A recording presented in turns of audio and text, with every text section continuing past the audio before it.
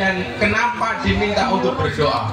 Allahumma kama hasanta khalqi fahassin khuluqi.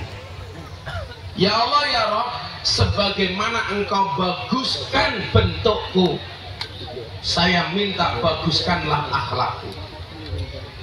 Apapun bentuk yang diberikan oleh Allah, yang perlu kita lakukan cuma bersyukur.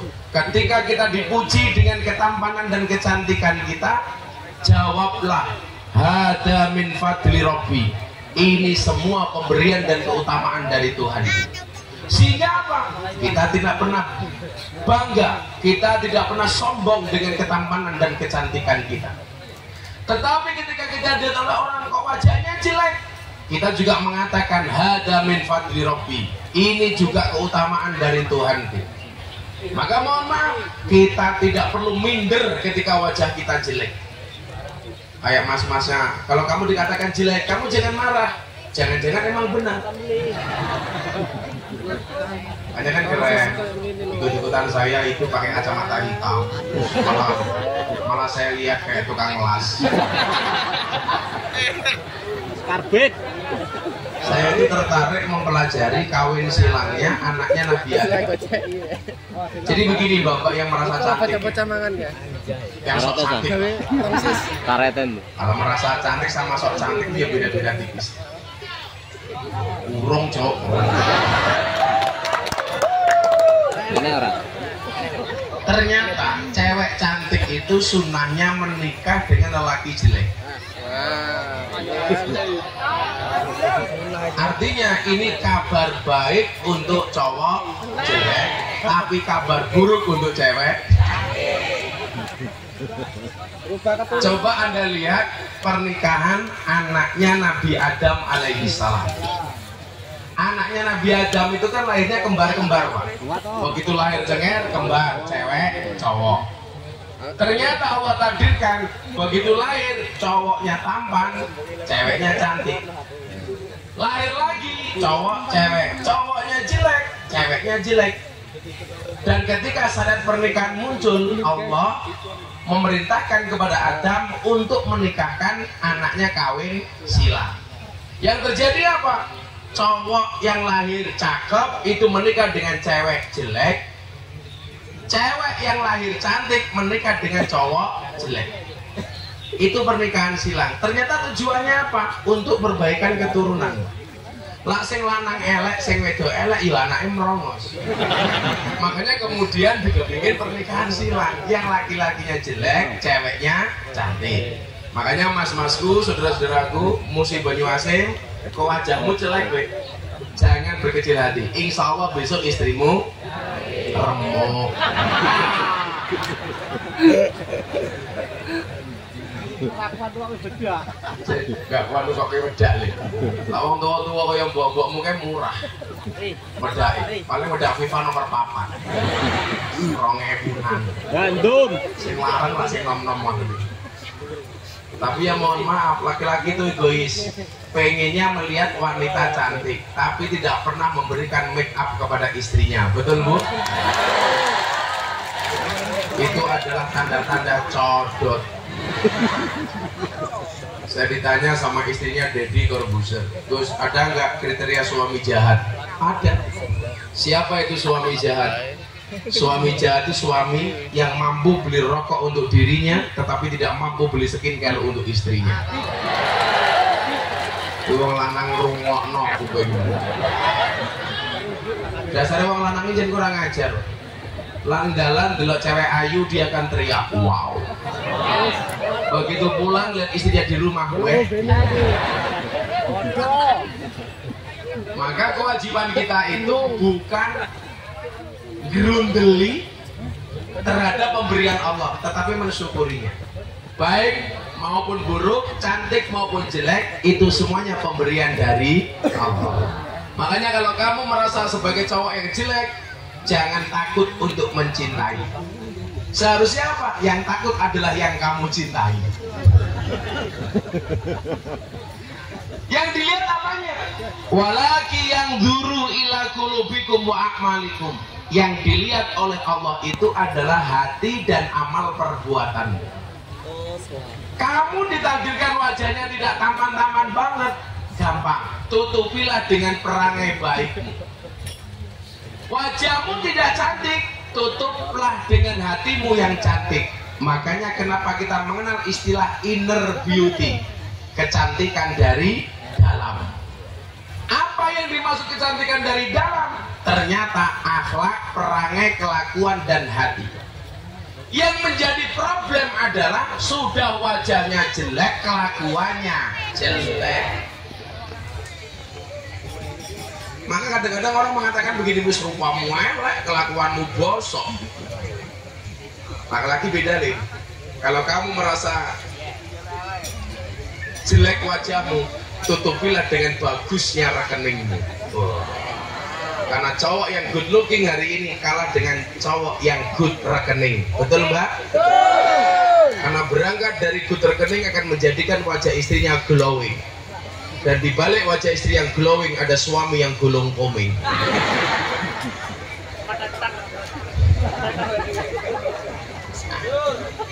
Ternyata syukur kita harus lebih.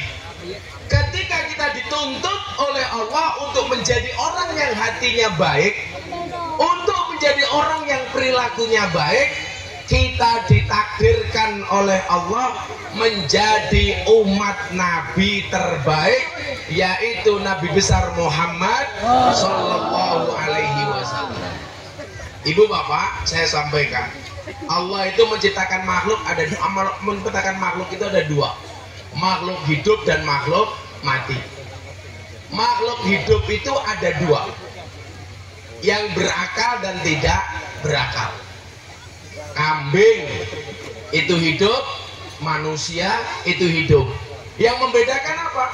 Manusia punya akal, kambing tidak punya akal. Makhluk yang berakal juga ada dua, makhluk berakal yang beragama dan makhluk berakal yang tidak beragama. Makanya tidak semua orang itu beragama. Saya akhir tahun kemarin ke Belanda, kebetulan ada pengajian di teman-teman komunitas muslim di Belanda. Sekarang orang Belanda itu pak yang beragama non-Islam itu banyak jual gereja. Kenapa? Karena mereka sudah tidak percaya dengan agama, nggak percaya lagi dengan agama. Maka di Eropa itu banyak gereja dijual. Yang beragama juga ada dua, beragama Islam dan beragama non-Islam. Akur saja walaupun kita beda agama. Yang beragama Islam juga ada dua, Islam yang Islam saja dan Islam yang mempunyai iman. Karena banyak orang Islam yang tidak punya iman. Makanya kenapa ngakunya Islam nggak pernah sholat? Kenapa? Karena tidak punya iman. Tapi saya yakin yang hadir hari ini insya Allah semua KTP-nya Islam. Amin. Yang KTP-nya Islam saya doakan masuk surga. Amin. KTP-nya yaitu pecinya NU, saya doakan masuk surga. Pecinya aku pesen cicil, ngomong ada aku ketemu. Kamu pakai peci NU boleh, pakai baju NU boleh, pakai kaos NU boleh. Tapi saya nggak setuju kalau ada sarung gambarnya NU. Bagi saya itu menistakan NU. Coba kamu bayangkan, mlebu WC arep nyise, sarungmu NU, orang mau copot, kue ngeden didelok karo gambar NU. Kira-kira pantas apa ora? Makanya saya itu nggak setuju pak. Nguyuh ning pinggir dalan ora cewek sarunge NU. Eman NU. Bokongmu gudigen sarungan NU. Mesake NU. Manukmu cilik nganggo sarung. Cilian. Setelatune kisu. Tolonglah, kalau sarung jangan disablon NU. Saya nggak tegel. Kowe arep kelon karo bojomu malam Jumat sarunge NU. Mosok yo NU kan delok kowe kelon. Kan ora pantes. Makanya saya itu nggak pernah pak pakai sing bangsa atribut, apalagi atribut kalimat thayyibah. Saya itu nggak berani. Takut nggak bisa menjaga kesuciannya. Contoh, topi ada tulisan la ilaha illallah. Etikanya apa? Kalau kamu ke toilet, kamu pipis, ya dicopot. Apalagi kaos tulisannya la ilaha illallah, itu kamu tidak bisa menjaga kesuciannya. Jangan jual mahal kalimat takbir, jangan jual jangan jual murah kalimat takbir, jangan jual murah kalimat-kalimat thayyibah. Termasuk yang sering saya protes itu apa? Undangan pernikahan itu. Kenapa harus ditulisi surat Ar-Rum ayat 21? Wa min ayatihi an khalaqalakum min anfusikum azwajan. Pertanyaan saya, fungsi ayat itu dalam undangan untuk apa? Untuk keren-keren, supaya kelihatan muslim. Kalau pengen kelihatan islami, jangan ayatnya yang ditulis. Mbok besok pas pernikahan wajahmu didandani gambare kaya kubah masjid. Kenapa harus pakai ayat? Padahal undangan itu kalau sudah dibaca biasanya disimpan apa dibuang? Dibuang. Berarti kamu membuang ayat. Boya sederhana saja.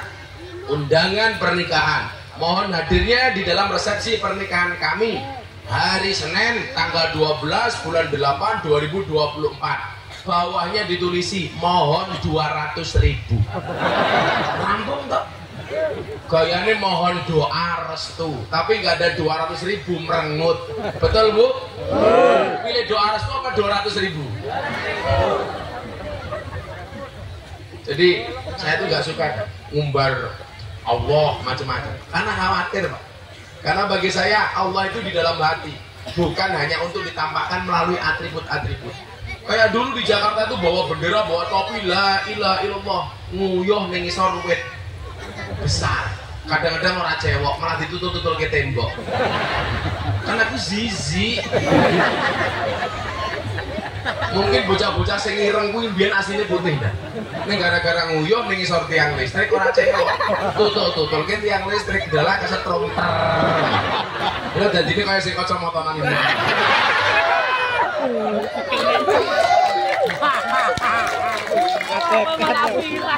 Saya malah kayak tukang pijet. Min. Podo karo buse matamu yuk.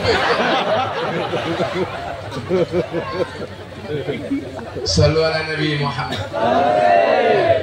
Yang beragama Islam itu juga ada dua, yang beriman dan tidak beriman.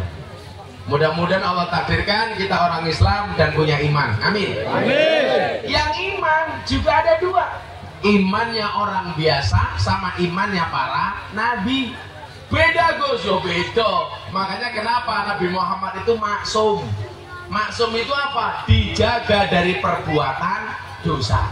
Maksum itu apa? Gak mungkin masuk neraka, pasti masuk surga. Itulah bedanya Nabi dengan kita. Kalau Nabi maksum, kita mesum.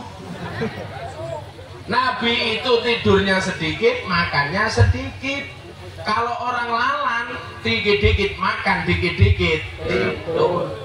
Makanya kalau orang dulu itu banyak yang sakit karena kurang makan, orang sekarang banyak sakit karena kebanyakan makan. Makanya coba Anda lihat di panggung, pengajian mangan terus.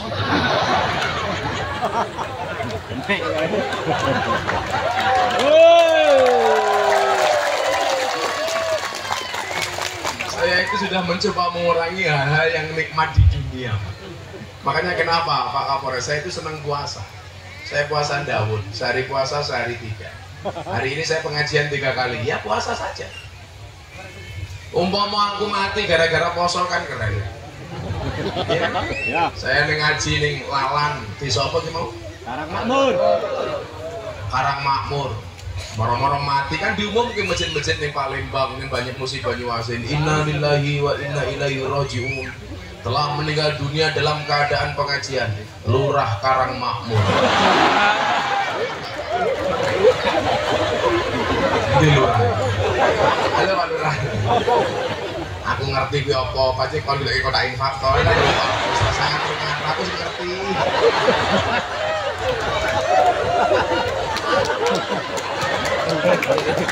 Jadi kon ngaji apa kon ngemis? Ayo sabar Pak Cok.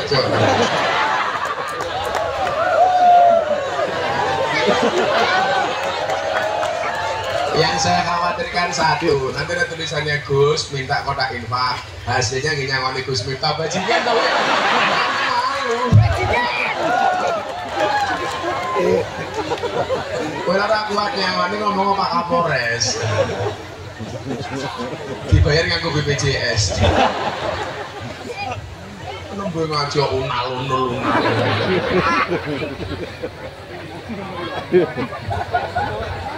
Halo Pak Lurah.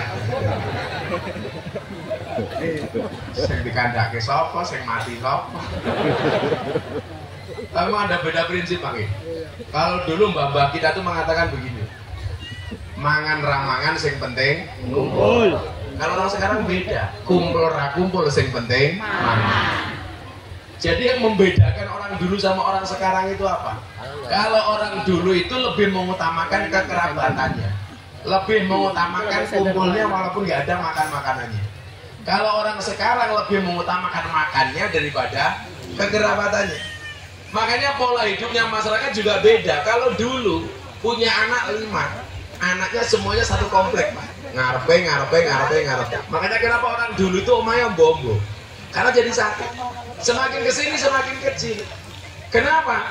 Gak penting ngumpul, mau tinggal dimanapun terserah, yang penting bisa makan. Kalau dulu gak bisa makan, rapopo, yang penting kumpul. Sekarang orang punya banyak uang, tetapi persaudaraannya kurang. Dulu orang gak punya uang, tapi persaudaraannya bagus. Maka sekarang banyak. Kadang-kadang kita dengan ponakan sendiri nggak tahu. Betul kan? Betul. Kalau dulu bapak saya itu ketika lebaran, le kono dulurmu sing kae paranono. Padahal saya nggak tahu tuh dulur dari mana. Sekarang loh, kadang-kadang dengan ponakan malah nggak tahu. Yang tahu malah dengan kepenaan. Itu kalau di kota. Kalau di sini ya insya Allah. Waduh.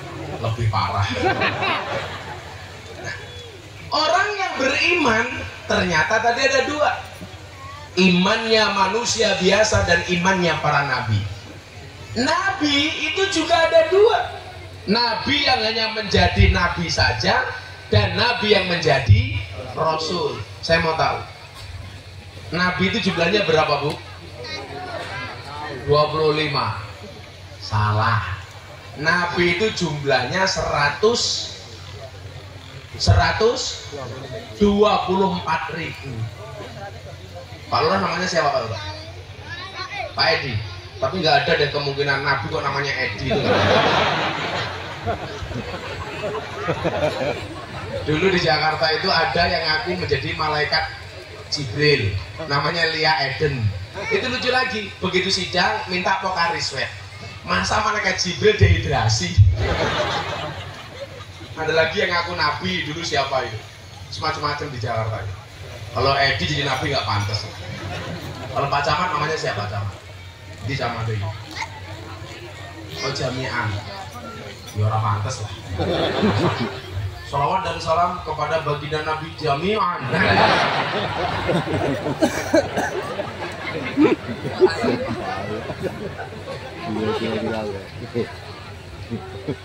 Jeneng saya paling lucu nih musik Banyuasin apa?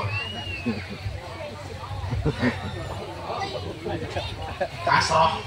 Jeneng mau kasroh nih. Oh no jenengnya kasroh.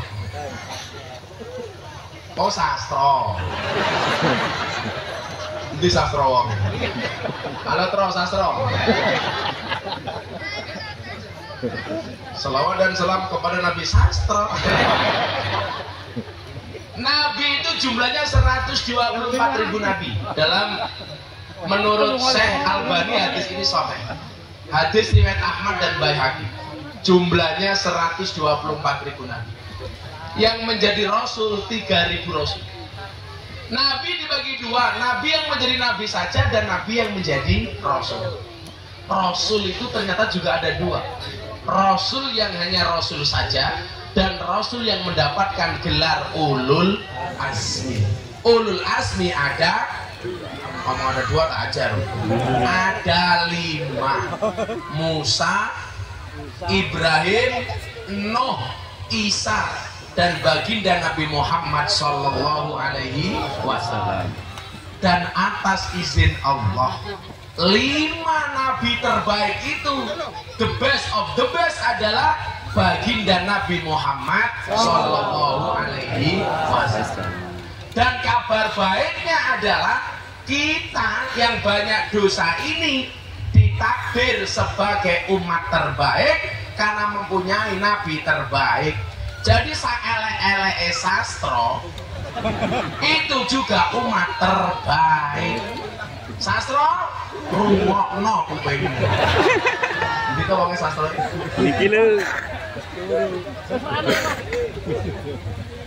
Nah, kemarin ketemu kawan lama di Lampung namanya Sukarlan. Gara-gara bapaknya marah sama anjing, anaknya dikasih nama Sukarlan. Sukarlan asu ngelekar ninggalan.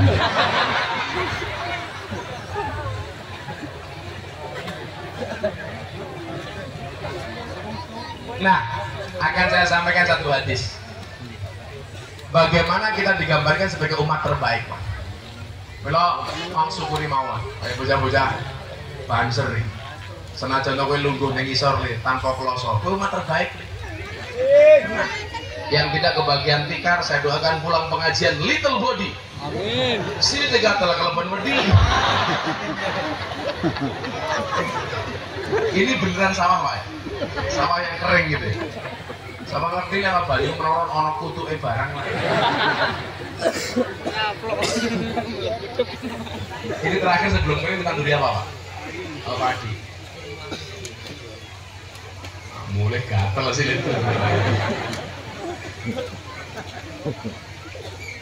Ibu bapak, kalau nabi terbaik itu Nabi Muhammad, ada nabi terbaik.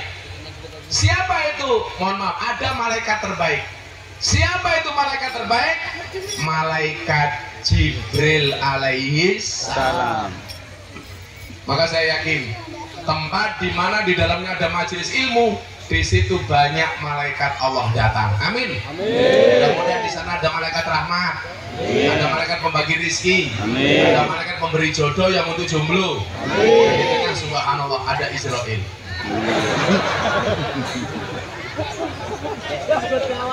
Ada yang jomblo di sini? Minta sama Allah di majelis ini, Allah akan berikan jodohnya. Amin. Makanya saya dulu dibuatkan lagu sama almarhum Didi Kempot. Didi Kempot itu dulu sebelum viral lagi, itu setiap bulan itu ke pondok saya. Jadi delala Pak, artis-artis Jawa itu rata-rata ngajinya sama saya. Dari dulu almarhum Didi Kempot, kemudian sekarang ada nama seperti Denny Caknan, ada Darboy, Yani Inka, Via Valen, Hebi Asmara, itu ngaji sama kita, termasuk Kunci Talun. Idolanya Pak Kepala Desa Karang Makmur. Wahyu loh Pak, ya gue mau rangkul matungul, di sini matung. Gak bahaya kah? Bahaya. Kalau orang nggak jawab malah cuak. Kok kiyu-kiyu gitu? Kiyu-kiyu lah main kartu tuh. Kata Eropanya cai gambarnya ngeslot gitu. Jangan ngeslot le. Ngeslot itu termasuk perkara yang diharamkan sama agama dan kepolisian. Betul? Aku seneng. Gue ngaji senajan ora paham, aku seneng. Lebih baik ngaji ora paham daripada paham tapi ora tahu ngaji. Lebih apik ngaji senajan tau ngantuk daripada melek gaweane ngeslot. Melek benerane kartu ngandel upamu kaya joki. Kaya joker. Malaikat terbaik namanya malaikat Jibril. Malaikat Jibril ini berbangga hati, Pak. Kenapa? Karena dia diciptakan dalam bentuk terbaik. Maka semua orang yang memandang Jibril itu pasti senang karena bentuknya apik banget, nggak bisa digambarkan dengan kata-kata. Sama halnya kalau orang mengatakan siapakah Nabi tertampan, semuanya menjawab Nabi Yusuf. Kenapa? Karena ketampanan Nabi Yusuf bisa digambarkan, padahal ketampanan Nabi Yusuf itu hanya 25% dibandingkan ketampanan Nabi Muhammad. Kenapa disebutkan Nabi yang paling tampan Nabi Yusuf? Karena kena air hujan. Teracak. Hujan bapak pada air. Oh tadi malam hujan. Wis le sing kena banyu udan tak dongake. Muga-muga kelebus. Apa-apa. Kamu tahu kenapa hujan turunnya air? Karena kalau yang turunnya aku jadi rebutan. Lah masuk sastra. Aku penasaran karo rumane sastra. Tak ceritake malaikat Jibril baru kodakin pakai metu panitia siap-siap. Wah, emas emas. Apa? Bawa uang, Bu? Bawa. Kalau dompetmu ada 100.000, 50.000, 1.000. Nanti kodak infaknya datang. Kira-kira yang kau masukkan 100.000 apa 1.000? 1.000.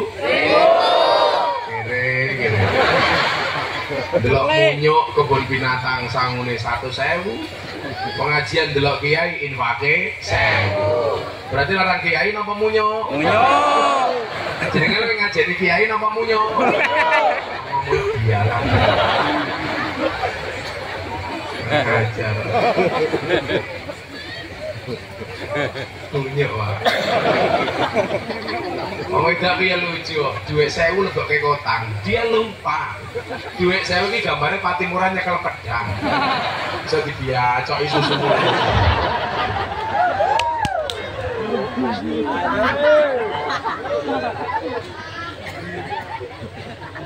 Kasih hijau-hijau ke sama panitia. Oh, kancane sastra. Betul. Betul. Oh, panitia kodak infak. Ketok. Rupane kaya kodak infak.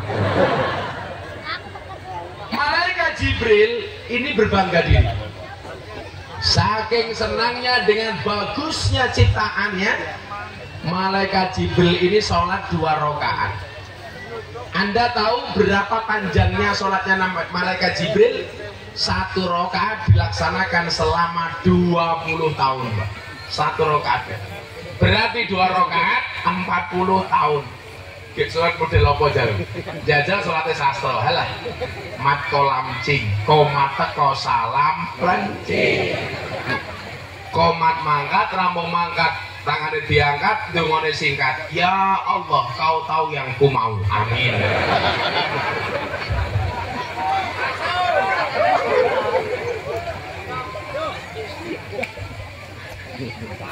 Sapa jenenge? Sastra. Oh, sastra. Amin, Ding, amin. Ya mosok Pak Edi ra enak to.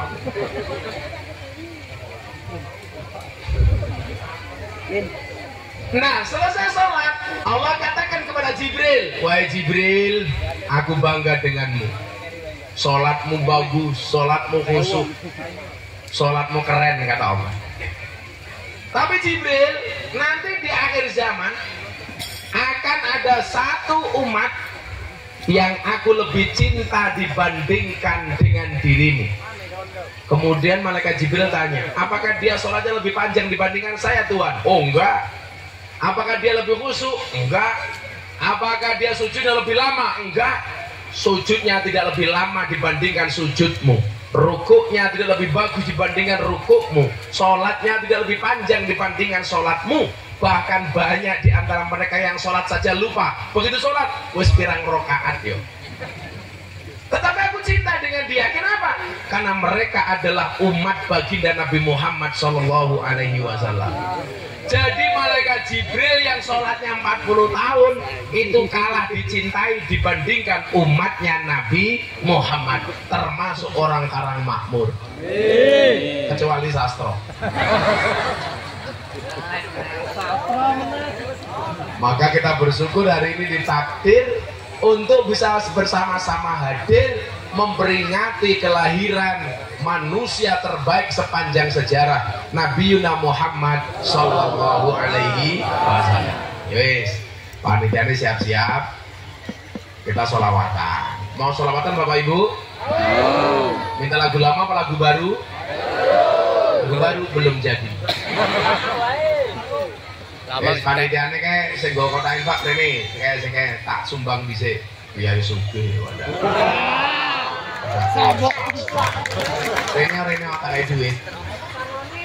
Kabeh. Sing mburi ra usah. Kabeh rono. Sing ngarep kabar ini ra apa. Padake Edi.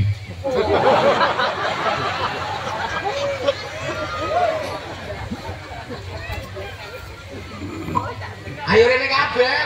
Kabeh. Siji lanang ireng.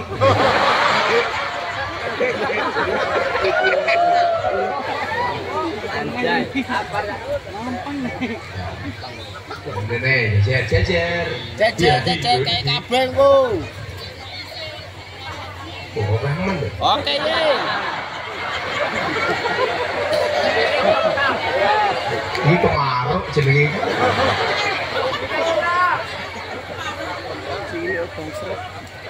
Sing mburi rasa maju santet meteng. Sumbang kabeh. Awas kleru anu Gus. 1000. Gambar kolok. Yo 1000 Gus. Sing abang Gus. Abang ae. Ngadeg bro. Ngadeg bro.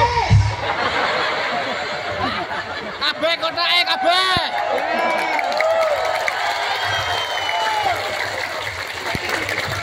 Iki ngerampok jenenge.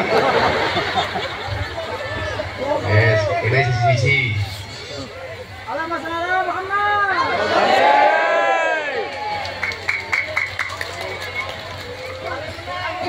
Balik meneh matamu. Oh, balik deh. Balik deh. Itu sing loro iki.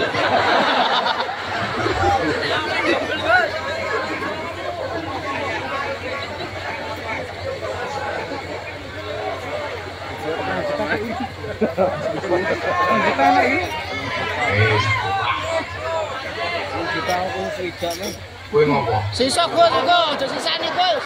Balik meneh engko. Aja dibalekno kowe, aja lebone neh. Nek turu rene Gus.